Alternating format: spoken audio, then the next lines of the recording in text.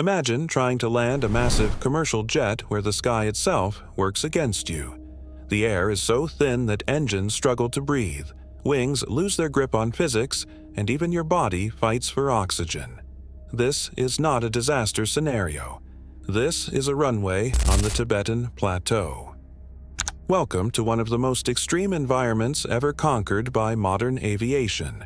You are standing 14,172 feet above sea level, nearly halfway to the cruising altitude of a commercial airliner.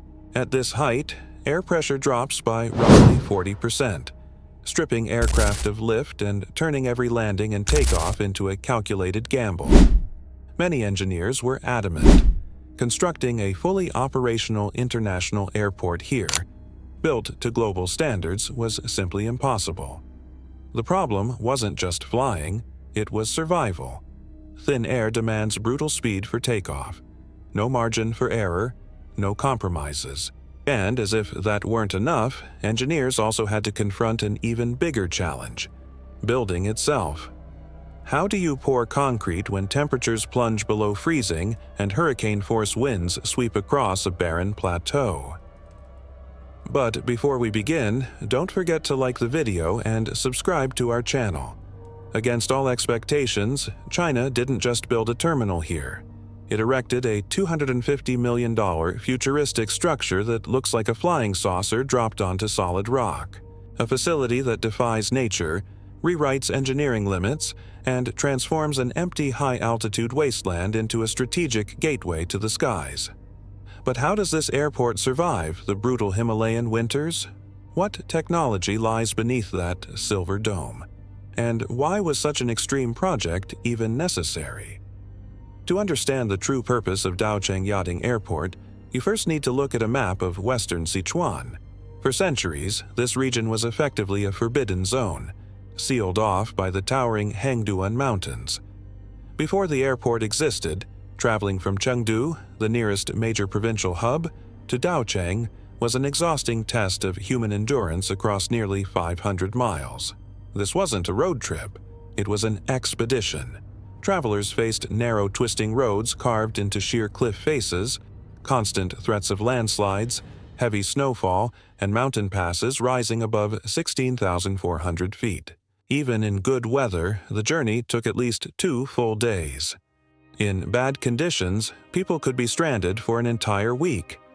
This isolation wasn't just an inconvenience for tourists, it was a socio-economic barrier.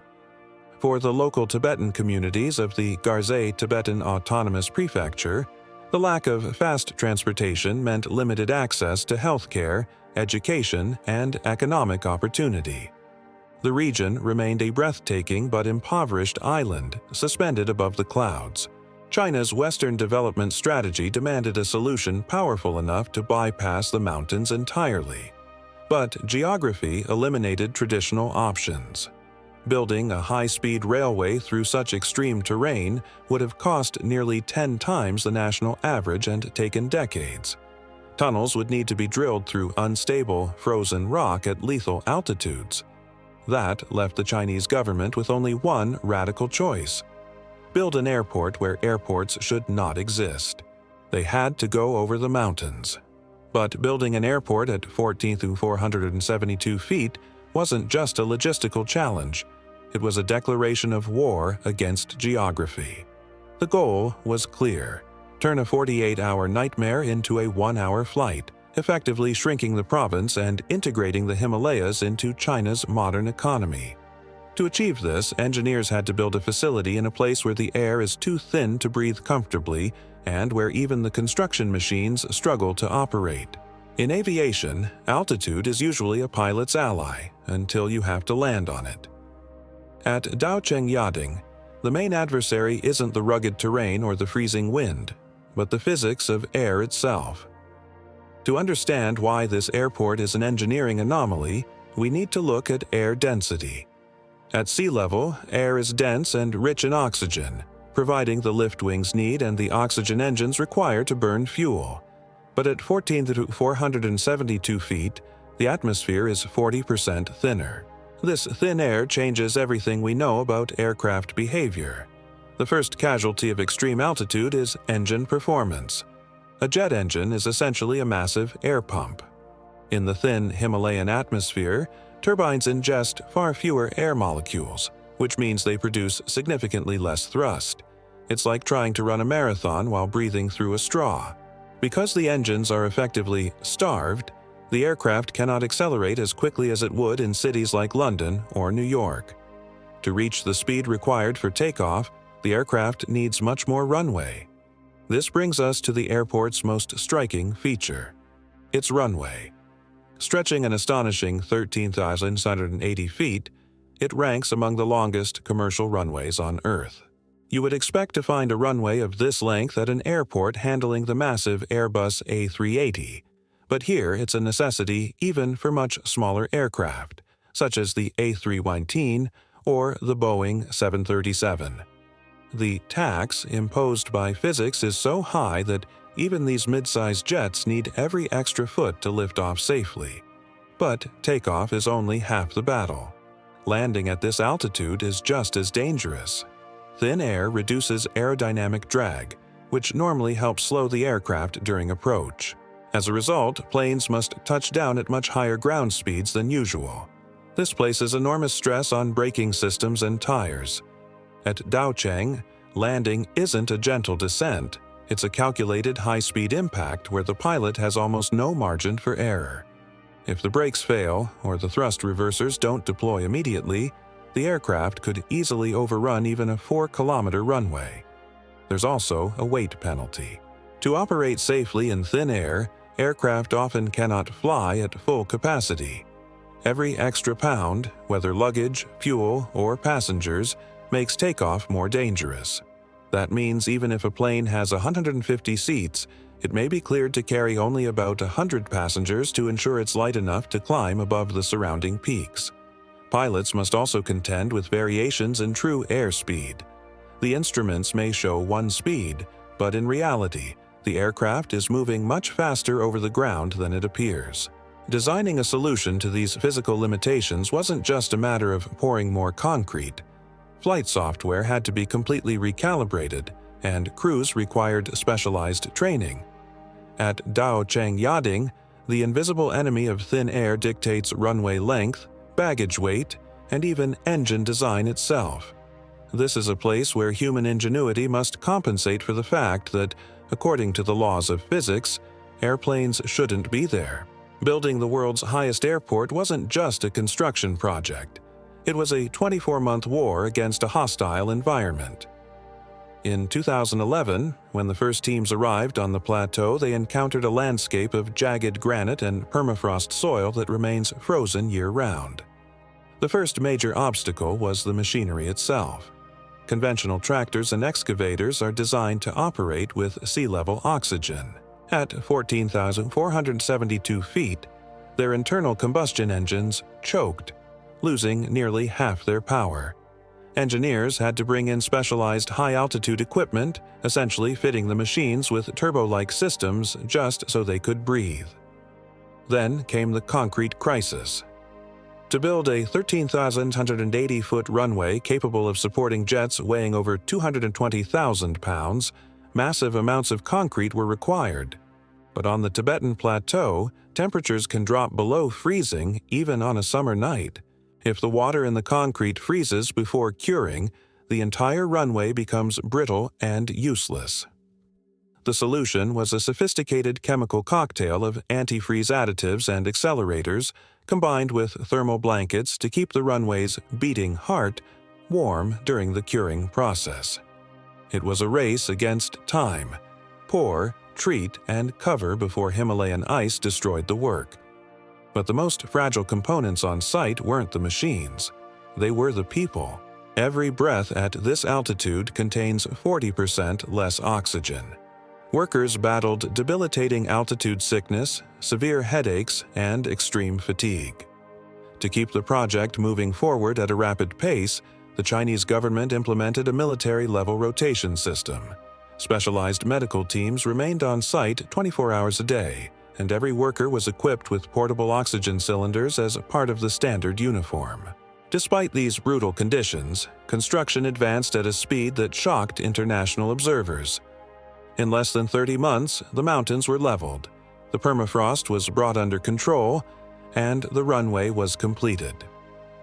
In September 2013, the impossible was ready. China had not merely built an airport, it had successfully carried out a massive logistical experiment in one of the most inhospitable places on Earth. When travelers first catch sight of the Daocheng Yachting Terminal, many feel as though they have stepped into a science fiction film. Rising from the gray, desolate plateau is a sleek, silver, disc-shaped structure, nicknamed the Flying Saucer by locals. But this is not just an aesthetic choice meant to impress tourists.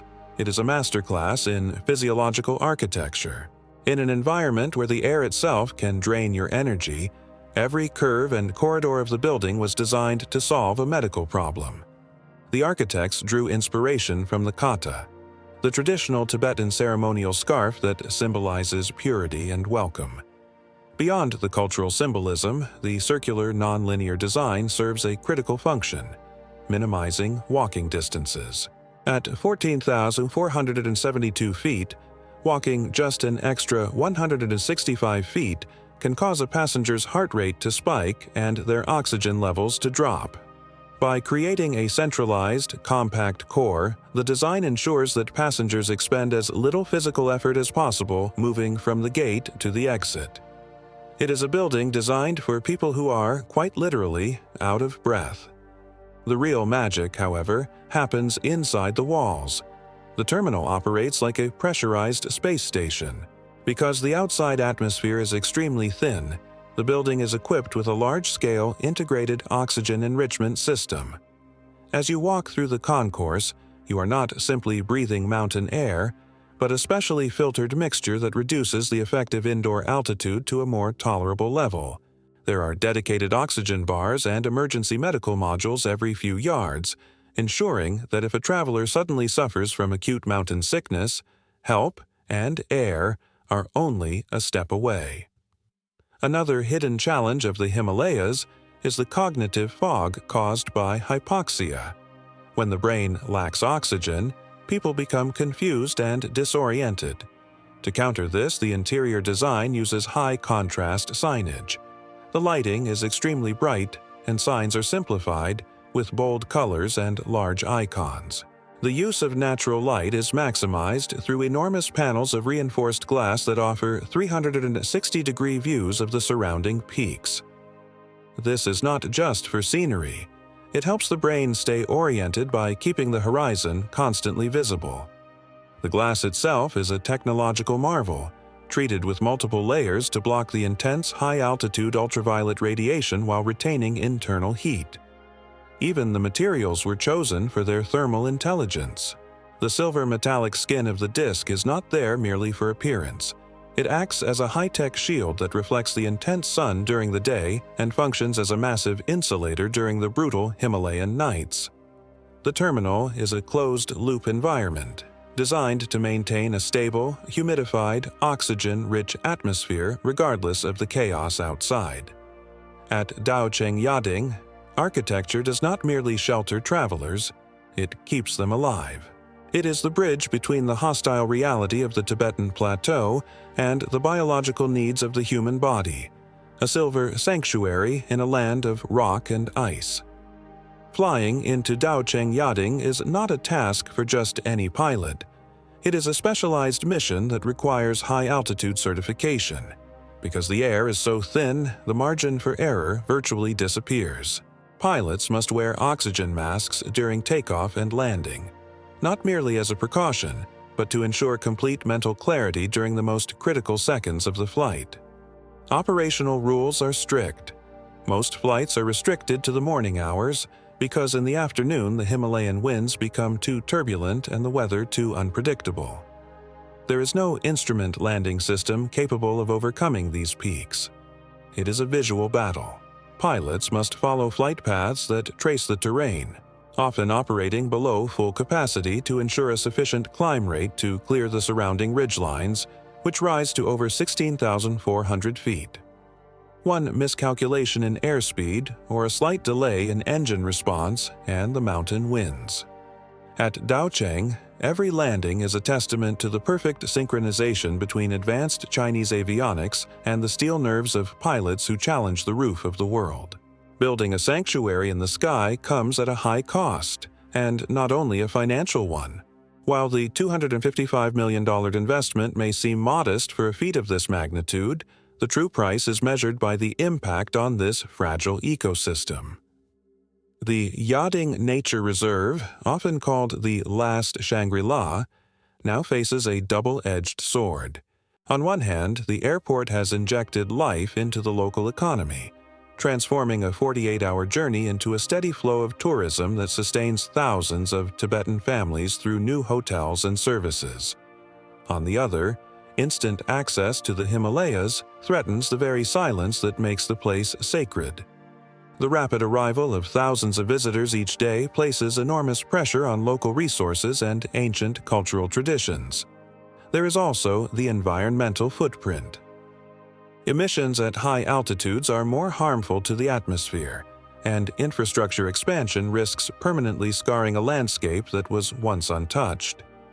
China's Great Western Development has succeeded in eliminating distance, but it has also triggered a race against time to preserve the soul of the mountains from the weight of their own success. Daocheng Yading is more than a destination. It is a laboratory at the edge of the world. By conquering the forbidden zone of the Himalayas, China has rewritten the manual for high-altitude aviation. This airport now serves as the ultimate proving ground for the next generation of aircraft. If a plane can operate here, it can operate anywhere. It is proof that, for modern engineering, there are no unreachable places, only challenges waiting for a solution. What began as a desperate attempt to close a 48-hour gap has become a symbol of 21st-century ambition. Daocheng Yading proves that it is possible to breathe life into the thinnest air and build sanctuaries where nothing should exist. As the silver flying saucer gleams against the Himalayan peaks, it stands as a reminder. We are no longer bound by the geography we were born into. We are now a species capable of building its own portals to the stars, even on the roof of the world.